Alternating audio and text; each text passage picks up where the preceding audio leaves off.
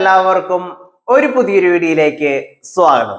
അപ്പോൾ ഇന്നത്തെ വീഡിയോ എന്ന് പറയുന്നത് നമ്മൾ പുതിയതായിട്ട് വാങ്ങിയിരിക്കുന്ന ഐഫോൺ 14 പ്രോന്റെ ഒരു അൺബോക്സിംഗ് വിത്ത് എൻ്റെ ഒരു ഒപ്പീനിയൻ ആണ് നിങ്ങളുമായിട്ട് ഷെയർ ചെയ്യാനായിട്ട് പോകുന്നത്. ഇപ്പൊ ഈ ഫോൺ വാങ്ങിയിട്ട് നമുക്ക് 2 വീക്സ് ആയിട്ടുണ്ട് കേട്ടോ. അപ്പൊ ഞാൻ വാങ്ങിയിട്ടുള്ള വേരിയന്റ് എന്ന് പറയുന്നത് ഐഫോൺ 14 പ്രോന്റെ 256 GB വേരിയന്റ് ആണ്.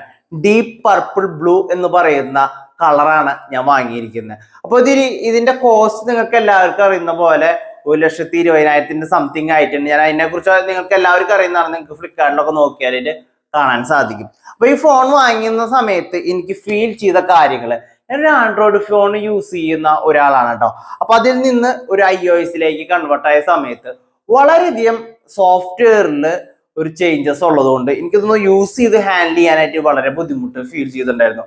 2 days യൂസ് ചെയ്തപ്പോൾ നമുക്ക് വളരെ സ്മൂത്ത് ആയിട്ട് ഇതായിട്ട് യൂസ് ടു ആയിട്ടാ. ഇപ്പൊ എനിക്ക് തോന്നുന്നു ആൻഡ്രോയിഡിനേക്കാളും ബെറ്റർ ആയിട്ടുള്ള ഒരു OS നമുക്ക് iOS യൂസ് ചെയ്യുന്ന സമയത്ത് മനസ്സിലാക്കാൻ സാധിക്കും. എനിക്ക് വളരെ കംഫർട്ടബിൾ ആയിട്ടാണ് ഇപ്പൊ തോന്നുന്നത്. വളരെയധികമായിട്ടുള്ള ബ്ലോട്ട് വയേഴ്സോ കാര്യങ്ങളോ ഒന്നുമില്ല.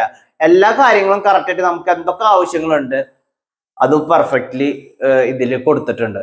പിന്നെ ഇതിന്റെ ഫേസ് അൺലോക്ക് ടെക്നോളജി എനിക്ക് എന്തുകൊണ്ടോ മറ്റേ ഫിംഗർ പ്രിന്റിനെ അപേക്ഷിച്ചിട്ട് വളരെ യൂസ്ഫുൾ ആയിട്ട് തോന്നി. നമ്മൾ കൈവയ്ക്കേണ്ട ഒന്നും കാര്യമില്ല. ഓട്ടോമാറ്റിക് എല്ലാ കാര്യങ്ങളും ഫേസ് അൺലോക്കിങ് ആൻഡ്രോയിഡിനെ അപേക്ഷിച്ച് വളരെ ആക്യുറേറ്റ് ആണ് ഇതിൻ്റെ ഉള്ളിൽ നടക്കുന്നത്. അപ്പൊ ഈ ഫോൺ നമ്മൾ ഓപ്പൺ ചെയ്യുന്ന സമയത്ത് ഇതിൻ്റെ ഉള്ളിൽ നിങ്ങൾക്ക് അറിയുന്ന പോലെ തന്നെ ഇതിന്റെ അഡാപ്റ്ററോ കാര്യങ്ങളോ ഒന്നും ലഭിക്കുന്നില്ല. അപ്പൊ എനിക്ക് ഇതിൻ്റെ ഉള്ളിൽ എക്സ്ട്രാ വന്ന കോസ്റ്റിനെ കുറിച്ച് ഞാൻ ഈ വീഡിയോയിൽ ഉൾപ്പെടുത്താം. അപ്പോൾ ഫോൺ ഓപ്പൺ ചെയ്യുന്ന സമയത്ത് ഇങ്ങനെ ഫോൺ അതിൻ്റെ ഉള്ളിൽ ഉണ്ടായിരിക്കും, ബോക്സിന്റെ ഉള്ളിൽ. അത് ഓപ്പൺ ചെയ്ത് കഴിഞ്ഞാൽ കുറച്ച് കാർഡുകളും കാര്യങ്ങളും ഉണ്ട്. അത് മാനുവൽ എന്ന് പറയില്ലേ, അത് കഴിഞ്ഞാൽ ഇതിൻ്റെ ഉള്ളിൽ കേബിൾ ഉണ്ട്, അഡാപ്റ്റർ ഇല്ല. അപ്പോൾ ഈ ഫോൺ യൂസ് ചെയ്യുന്ന സമയത്ത് എനിക്ക് തോന്നിയ വേറൊരു കാര്യം എന്നുണ്ടെങ്കിൽ ഇതിന്റെ ക്യാമറയാണ്. നല്ല സ്റ്റെബിലൈസേഷൻ ആണ്, സൂമിങ് ഒന്നുമില്ല. ഇപ്പോൾ സാംസങ് ഇതേ റേഞ്ചിലുള്ള സാംസങ്ങിന്റെ S23 S22 നോക്കുന്ന സമയത്ത് സൂമിങ്ങും കാര്യങ്ങളൊക്കെ വളരെ ഇതുണ്ട്. ഇതിൻ്റെ ഉള്ളിൽ എന്നെ അപേക്ഷിച്ച് എനിക്ക് സൂം ചെയ്ത് ഫോട്ടോ എടുക്കേണ്ടൊന്നും കാര്യങ്ങൾ ഉണ്ടാകുന്നില്ല. നമുക്ക് വേണ്ടത് വീഡിയോയ്ക്ക് നല്ല ക്ലാരിറ്റി, അതോടൊപ്പം തന്നെ ഒരു നാച്ചുറൽ ഫോട്ടോസ് ഒക്കെ വേണമെങ്കിൽ എന്തുകൊണ്ടും കൺസിഡർ ചെയ്യാവുന്ന ഒരു ഫോൺ തന്നെയാണ് ഐഫോൺ 14 പ്രോ. ഈ യൂസേജിൽ എനിക്ക് വേറെ ബഗ്ഗോ കാര്യങ്ങളോ ഒന്നും ഫീൽ ചെയ്തിട്ടില്ല.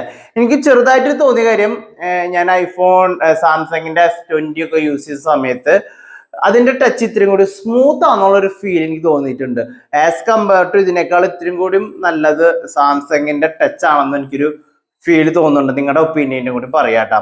പിന്നെ ഈ ഫോണിന് നമുക്ക് വന്നിട്ടുള്ള എക്സ്ട്രാ ആക്സസറീസിന്റെ കോസ്റ്റ് ഒന്ന് ഞാൻ പറയാം.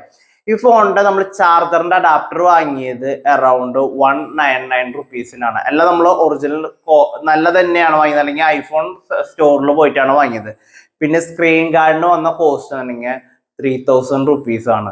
അത് കഴിഞ്ഞാൽ ബാക്കിൽ നമ്മൾ ഇതിന്റെ ഗ്ലാസ് പ്രൊട്ടക്റ്റ് വാങ്ങിച്ചിരുന്നു, അതിന് 1500 രൂപയാണ് വന്നത്. അപ്പോൾ ഈ ഐഫോണിന്റെ ഒരു കവർ വാങ്ങുന്നതിന് തന്നെ ഒരു 2000 രൂപയുടെ അടുത്ത് വരും, ഒറിജിനലിലാട്ടണം ആണെങ്കിൽ മാത്രം കേട്ടോ. ഇമാജിൽ പോയിട്ട് ഐഫോൺ സ്റ്റോറിൽ പോയി വാങ്ങുകയാണെങ്കിൽ ഇത്രത്തോളം കോസ്റ്റ് വരും. അല്ലാത്ത രീതിയിൽ നിങ്ങൾ വാങ്ങുകയാണെങ്കിൽ ഇതിന്റെ ഡ്യൂപ്ലിക്കേറ്റ് സാധനങ്ങൾ, നമ്മൾ എന്തായാലും ഇത്ര ബഡ്ജറ്റ് കൊടുത്ത് വാങ്ങുന്ന ഫോണിന് നമ്മൾ ഒരിക്കലും ഡ്യൂപ്ലിക്കേറ്റ് വാങ്ങാനായിട്ട് ട്രൈ ചെയ്യാറില്ല. അപ്പൊ ഇതിന്റെ എക്സ്ട്രാ കോസ്റ്റ് തന്നെ നമുക്കൊരു 5000-ഓളം വേണ്ടി വന്നു കേട്ടോ, ഇതിന്റെ ഒന്ന് മെയിൻറ്റെയിൻ ചെയ്ത് കൊണ്ടുപോകാനുള്ള കോസ്റ്റ് എന്ന് പറയുന്നത്. പിന്നെ ഈ ഫോണിലുള്ള സെറ്റിങ്സ് ആയിക്കോട്ടെ, ഞാൻ ഓപ്പൺ ചെയ്ത വശം തന്നെ ഒരു അപ്ഡേഷൻ വന്നിട്ടുണ്ടായിരുന്നു. അതൊരു 2 GB അടുത്തുള്ള ഒരു അപ്ഡേഷൻ ആയിരുന്നു. അത് കഴിഞ്ഞ് 2 ദിവസം കഴിഞ്ഞിട്ട് 15.2 iOS 15.2 അപ്ഡേഷൻ വന്നിട്ടുണ്ട്.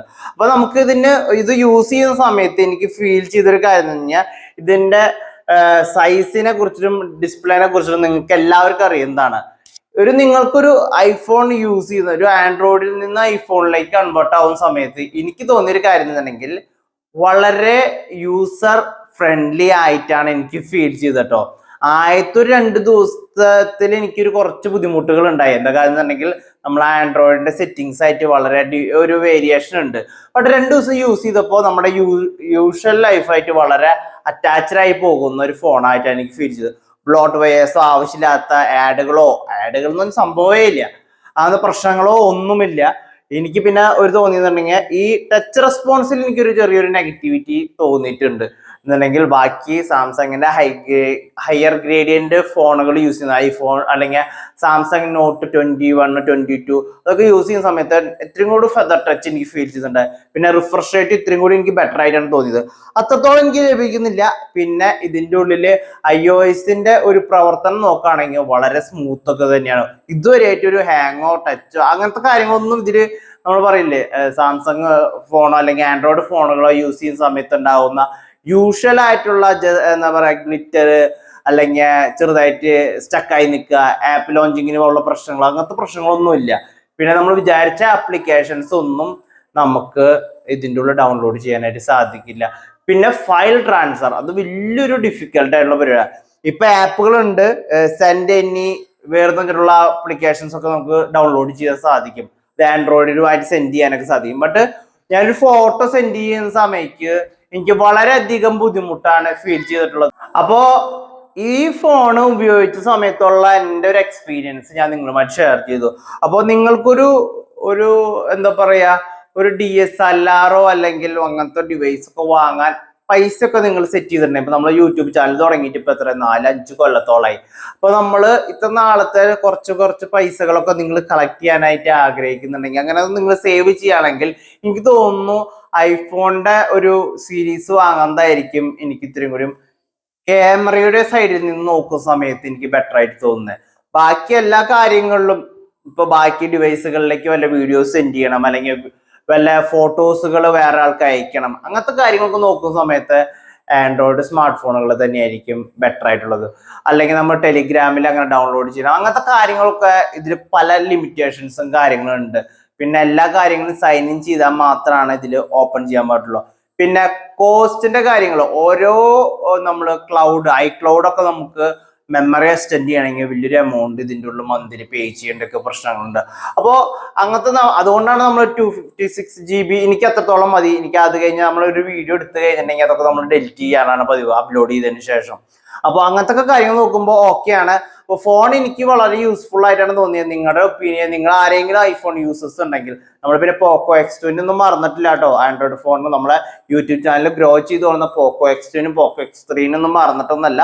നമുക്കൊരു അപ്ഗ്രേഡേഷൻ ആവശ്യമായിരുന്നു. അപ്പോൾ ഞാനത് വാങ്ങുകയും ചെയ്തു. അത്രയാണ് കാര്യങ്ങൾ. അപ്പോൾ നിങ്ങൾക്ക് വീഡിയോ എല്ലാവർക്കും യൂസ്ഫുൾ ആയെന്ന് വിശ്വസിക്കുന്നു. നിങ്ങൾക്ക് ആർക്കെങ്കിലും എന്തെങ്കിലും കമന്റ് ചെയ്യാനുണ്ടെങ്കിൽ എന്തായാലും കമന്റ് ഈ വീഡിയോന് താഴെ കമന്റ് ബോക്സിൽ രേഖപ്പെടുത്താം. അപ്പോൾ thank you for watching. By.